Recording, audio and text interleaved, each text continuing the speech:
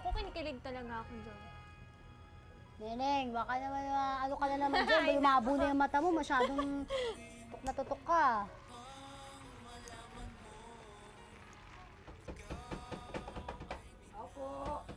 Ay!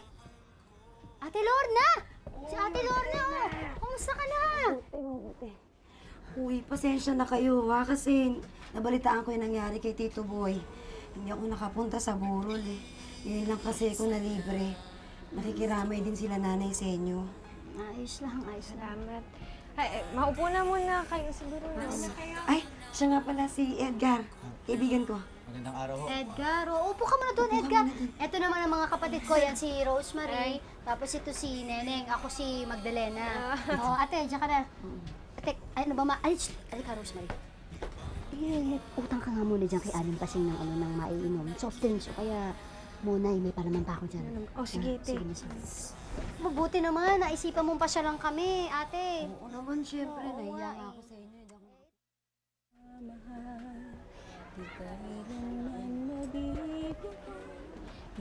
Ganda pala ng boses mo. Ano ginagawa mo dito? Sino ka? Bakit bigla-bigla ka umaakit na hindi napapaalam? Pasensya ka na, pero narinig ko kasi yung boses mo. Nagandahan ako, kaya yun, sorry. Anong ginagawa mo dito? Neneng, gusto ko na sana makapagkaibigan sa'yo.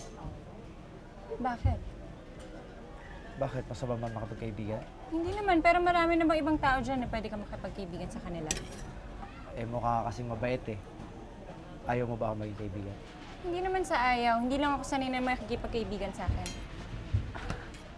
Neneng, pupayag ka na ba niyan?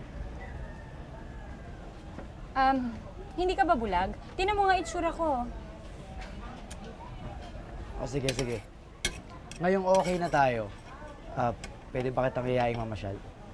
Mamasyal? Hindi ako sanay lumabas at ayaw makita ako ng tao ng ganito. O sige, sige. Papayagan mo ba ako na dalawin kita dito sa bahay niyo kahit paminsan-minsan? Alam mo, marami akong ginagawa. Lumabas ka na, umalis ka na, istorbo ka. Kanina ka pa sige. nakaka-istorbo. Aalis ako pero kumain ka na muna.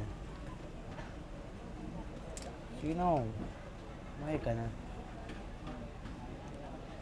Sige na. Talaga? Oo na, sige na, umalis ka na. Sabi mo yan, ha? Ang dami ko pang ginagawa, pambihira ka naman, oh. Sige, ano na ako? Sa umpisa ay hindi mapalagay si Neneng. Palibhas ay hindi sanay na nabibigyan siya ng atensyon, nagduda siya sa tunay na intensyon ni Edgar sa kanya. Ngunit hindi rin nagtagal.